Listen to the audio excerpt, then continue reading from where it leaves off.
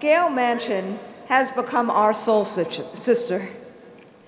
Gayle is indefatigable.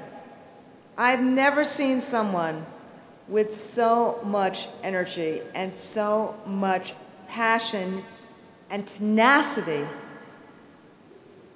to ensure that all of us do, including herself, the right thing for all of God's children. And when I first met her several years ago, when Judy said, you have to come to West Virginia before the election, 2008, remember that?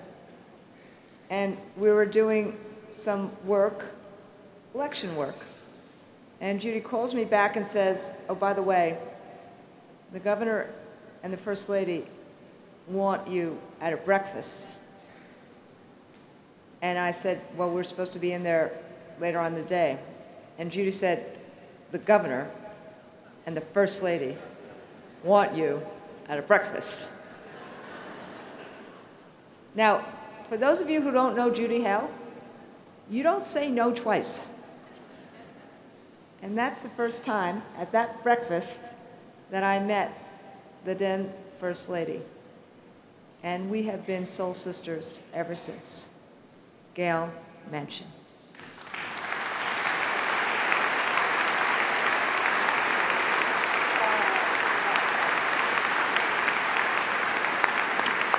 Thank you. Thank you. And good morning. For those of you that don't know it, I am Gayle Manchin. I am the former First Lady of West Virginia, and I now have the honor of serving as the president of the National Association of State Boards of Education, because the governor did appoint me to the State Board of Education in West Virginia, where I also serve as vice president. Also proud to serve as the chair of the board of Reconnecting McDowell. Thank you. I have to just add one little footnote. When I talk to groups around the state, every once in a while, reporters would want to talk to me, as well as the governor. And they would say, what is the biggest surprise that you have found in serving as the First Lady of West Virginia? And I said, well, I will tell you, and it's been a great surprise. I've been involved in education all of my adult life, been involved in a lot of community service, a lot of organizations, and you know how it is. You're struggling, you know there's a problem, there needs a solution, and so you're reaching out to people and you're saying, can we get together for a meeting? Or you call offices and you keep calling and people don't call you back. As the First Lady of West Virginia, people called me back. When I'd say, let's have a meeting, they'd say, when? Where? So it was a window of opportunity that I will tell you I took full advantage of.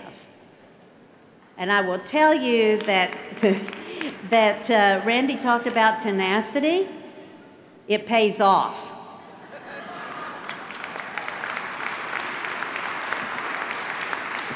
For so long, we have had this problem, these issues, these challenges, these barriers in McDowell County.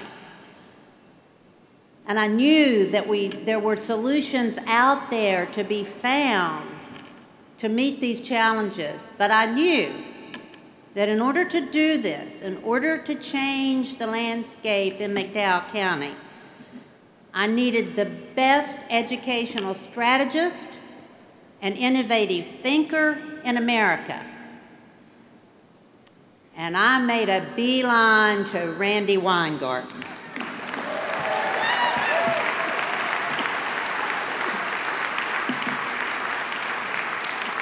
And she's right. I didn't let it go, but I didn't have to let it go.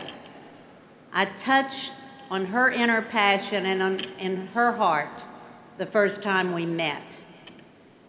And so that time, a couple years ago, that we met, we kept meeting, we kept reconvening, It wasn't like she didn't have other issues going on in this country that certainly was involving her time and efforts, but she did come to McDowell County. You know, I'm a very proud West Virginian, and McDowell County is a proud people. And they don't want a handout. They just want a helping hand to be part of the process that's going to transform their lives, their community, and their county. That is what Reconnecting McDowell is all about.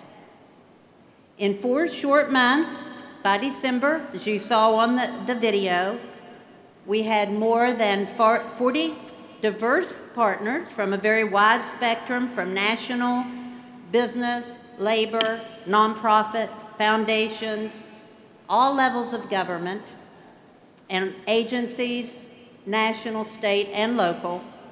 And today we have increased that partnership to 70, and it continues to grow. So I want to just give you a little update on the things that have happened, due in large part to the very generous funding, services, and programs by many of our partners.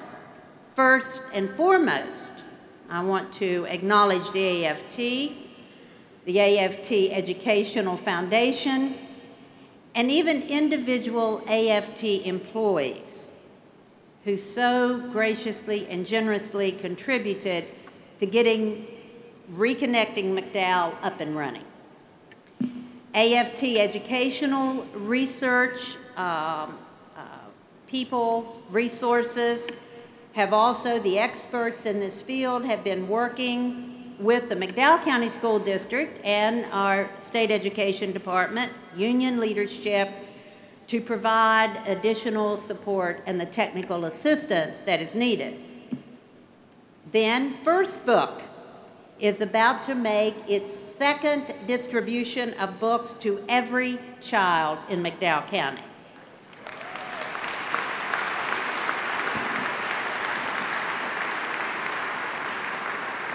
Now, what makes this especially special is because for many of these children, this is the first non-textbook that these children receive to call their very own. Now, in addition to that, now Governor Earl Ray Tomblin signed 2 very important pieces of legislation during this last session at the partnership's request, and certainly due to the diligence and ongoing work of Bob Brown and Judy Hale in continuing to follow and improve that legislation through the session. One of those new laws gives us the ability to put in place innovative, think outside of the box programs to meet the very unique needs of McDowell County students and their families. The other law, equally as exciting, will help us fulfill one of our big goals, which is to fill teaching vacancies with smart, motivated individuals. The Teacher in Residence bill allows a college senior who is studying education at Concord University to fill an open teaching slot with intensive supervision and mentoring. This is an outstanding project which will go a long way in helping to fulfill our teacher shortage. Now, many of you in this room take internet access as, you know, that's just what it is. You take it for granted. But in many areas of Appalachia, in our mountains, that is not something we have. In fact, as Randy and her staff that have been to West Virginia know, there are many areas that you can't get decent or even any cell phone coverage. But now, thanks to our state and its partners, all McDowell County schools and the first of 10,000 homes should be wired by September the 1st.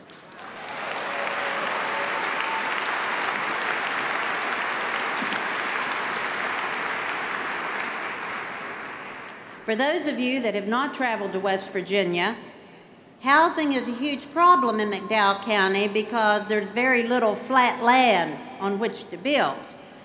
You are up close and personal with the mountains in McDowell County. But thanks to our partner, the West Virginia AFL-CIO, which provided the money for water lines, the first new homes to be built in McDowell County in 20 years, first new homes to be built in 20 years are being completed now. You know, those 5 homes could attract a teacher to McDowell County. McDowell County has a devastating youth drug problem, which of course feeds then into a rampant truancy problem. Enter another partner. The West Virginia Supreme Court has announced the creation of a juvenile drug court in McDowell. The court's program pairs juvenile justice, social services, law enforcement, and the school system to provide treatment to nonviolent children with alcohol and substance abuse issues.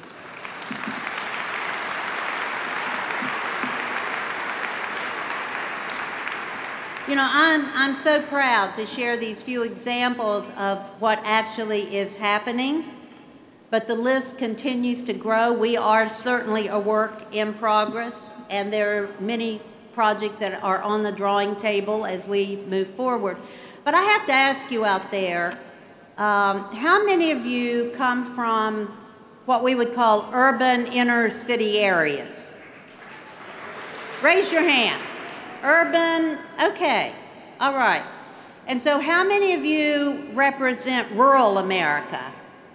Isolated, smaller, okay. See, the number's not as large.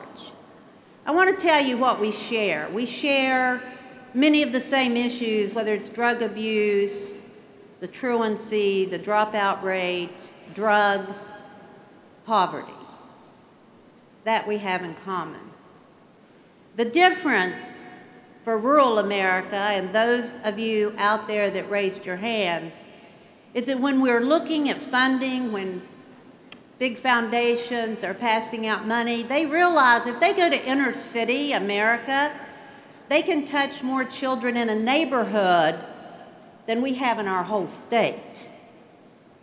And so those areas get the funding because you've got big numbers and you can show big results. And I understand that, but that doesn't make it fair.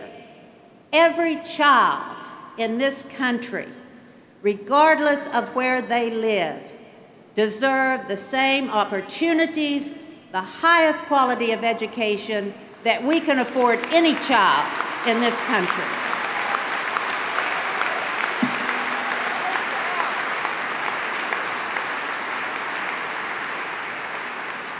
So yes, Reconnecting McDowell is a long-term, systematic approach to the challenges of battered communities.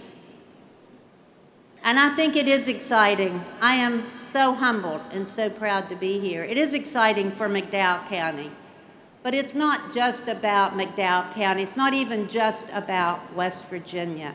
It's what we need to do for rural America and all of our isolated rural communities that are so often forgotten in the process. You know, an organization is very fortunate when it can attract a leader that garners nation and even international respect and dignity. But an organization is really extraordinary when it can attract a leader who listens, and not only listens, but hears and addresses what he or she has heard. AFT, you are so fortunate in having a leader that not only knows how to lead, but knows how to listen. Randy, thank you so much. American Federation of Teachers, thank each and every one of you. Thank you.